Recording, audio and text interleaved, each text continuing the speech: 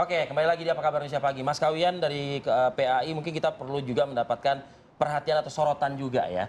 Tidak hanya pornografi, informasi sesat dan lain sebagainya. Tadi data sudah dihadirkan oleh Drone Emprit kan. KPAI memandang perlukah juga diperluas misalnya tidak hanya media sosial, tapi game online juga gitu. Oke, tadi Bang Fahmi sudah menyodorkan data tentang keterlibatan anak dalam pornografi. Kita juga masih ingat data yang disampaikan oleh PPATK bahwa ada 197.054 anak yang menjadi korban judi online. Itu kan satu jumlah yang tidak sedikit. Kami belum lama ini berkunjung ke Sumatera Selatan untuk menemui 2 anak yang menjadi promotor judi online. Sampai jadi promotor judi online. Kedua, usia anak ini berapa, Mas? SMK, 17 tahun. Ya. Karena berkenalan dengan seseorang di media sosial, kemudian dipengaruhi, diiming-iming oleh uang 1,5 juta per bulan, maka dia juga punya follower di Instagram yang cukup banyak. Influencer lah ya mereka. Influencer. Ini ya. Jadi sekali lagi bahwa berdasarkan fakta itu, satu lagi yang ingin saya sampaikan bahwa korban-korban seksual ya juga pelaku seksual anak ya yang merupakan dampak langsung maupun tidak langsung dari media sosial, dan sekarang bukan cuma perempuan, laki-laki juga pun, anak-anak laki-laki pun sudah menjadi korban dari kekerasan seksual yang pelakunya adalah laki-laki juga. Seperti yang dibongkar oleh Polresta Bandara Soekarno-Hatta, 5 anak laki-laki menjadi korban kekerasan seksual dari 8 korban dari 5 pelaku laki-laki juga, yang komunikasinya lewat media sosial. Jadi sekali lagi bahwa rencana pemerintah untuk membuat penguatan regulasi yang memberikan perlindungan anak di ranah digital harus kita dukung. KPI mendukung penuh, dan saya sudah lama menyatakan bahwa itu harus segera dibuat kalau kita ingin menyelamatkan anak-anak kita. Berarti tidak hanya media sosial, konfirm ya Pak, dengan aplikasi game online juga akan game diatur? online masuk dalam penyelenggaraan sistem elektronik, PSE. Digital itu ya? Digital itu. Maka termasuk di dalamnya adalah game online. Nah begini Pak, tadi Mas Fahmi juga menunjukkan data bahwa untuk mengukur atau mengidentifikasi usia anak-anak itu secara detail sulit karena bisa dipalsukan begitu. Nanti mekanismenya untuk mendeteksi usia anak atau kemudian ini adalah termasuk kategori anak itu seperti apa? Ya, undang-undang tersebut nanti kan akan disusun oleh pemerintah, akan dirancangnya ya, dan ini kewajiban pemerintah untuk menciptakan satu sistem yang bisa mendeteksi usia anak. Misalnya apakah ini anak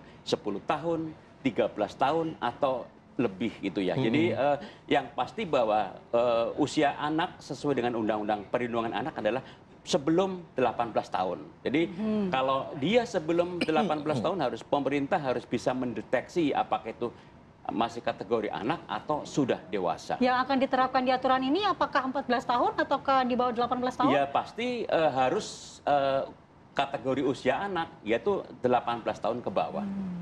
Tapi efektivitas implementasi lapangan nanti dengan regulasi yang mau sebagus apapun ya Mas Kawian ya, tentunya kan ini kan melibatkan sejumlah stakeholder juga, keluarga, sekolah, lingkungan, ya kan. Nah KPAI mendesak hal ini juga nggak sih sebetulnya? Saya berharap bahwa regulasi yang akan dibuat oleh pemerintah nanti, apapun namanya, apakah itu undang-undang atau peraturan pemerintah, mempunyai kekuatan lebih ya, yang bisa memberikan perlindungan anak di ranah digital. Dengan pasal-pasal yang konkret ya, yang menjadikan semua penyelenggara sistem elektronik untuk patuh kepada regulasi tersebut. Namun yang tidak boleh kita lupakan adalah peran orang tua ya, karena sebagian besar waktu anak-anak itu ada sama orang tua. Bagaimana orang tua mengawasi, membersamai,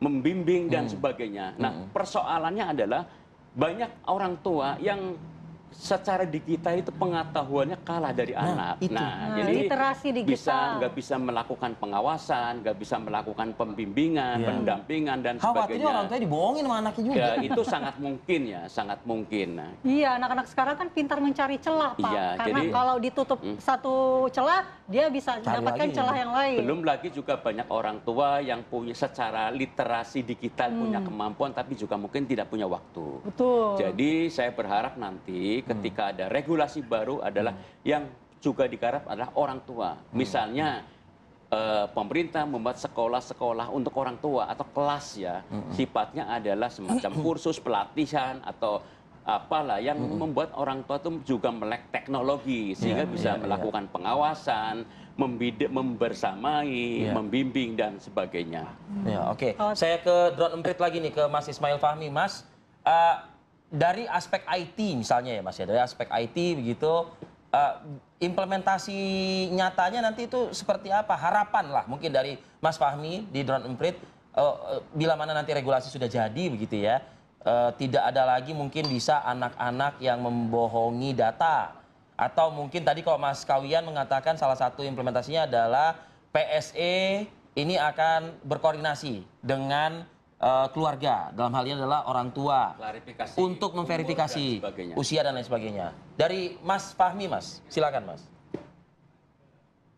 Ya, pertama kalau kita lihat ya ada soal literasi, yang kita harapkan literasi itu memang sulit sekali. Sudah berapa lama kita mencoba untuk membangun literasi, itu juga belum terimplementasi dengan baik. Pola literasi digital yang kita lakukan selama ini kan banyak juga lewat workshop, pelatihan, dan itu tidak cukup.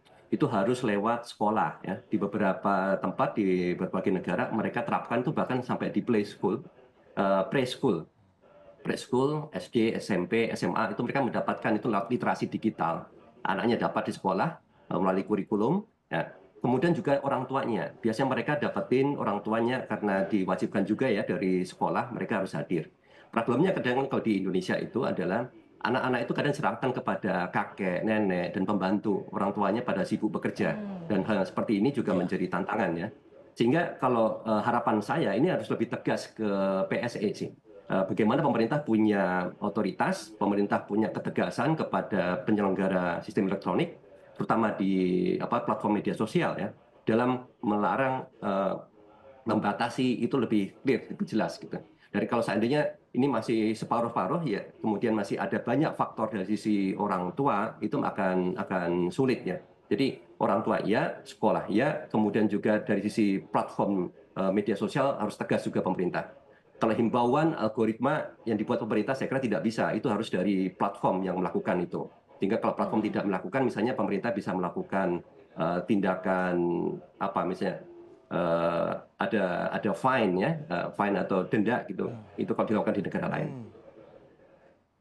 Nah, berarti memang harus ketegasan aturan untuk platformnya itu sendiri, PSE. Karena kalau hanya orang tua tentu banyak kendalanya. Nah, Mas Fahmi yakin nggak kita ini berani gitu loh terhadap sejumlah platform ini begitu loh? Karena ya beberapa kasus yang berbeda mungkin ya, ketika untuk menegur platform saja kayaknya pemerintah ragu gitu loh.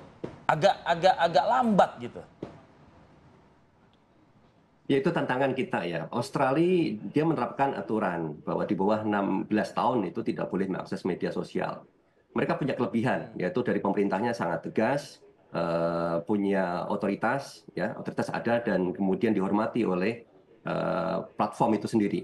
Sementara seperti yang disampaikan tadi, Indonesia masih cukup lemah ya dalam hal ini. Jadi kalau mau menerapkan ini harus dipertegas lagi, harus lebih keras lagi kepada platform dibandingkan dengan sebelum-sebelumnya. Katakan kalau nggak salah juga Singapura juga mau menerapkan, tapi mereka juga sama, pemerintahnya punya kekuatan, punya ketegasan. Kelemahan kita itu masih di sisi itu. Ini yang menjadi tantangan bagaimana pemerintah bisa meningkatkan powernya atas platform-platform media sosial ini. Ini jadi tantangan bersama ini. Oke. Baik.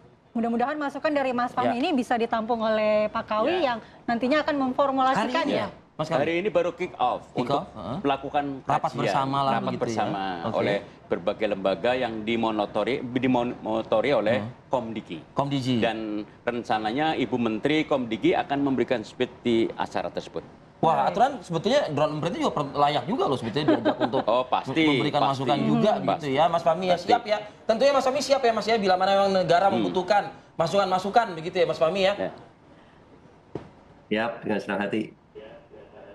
Dengan senang hati. Baik, terima kasih Mas Ismail Fahmi, terima kasih Mas Kawian. Terima kasih Mas Arief. Waktunya pada pagi hari ini. Sukses selalu untuk kita semua. Mari kita kawal Mas. Siap. Baik. Bersama. Sehat selalu Mas Kawi dan Mas Fahmi.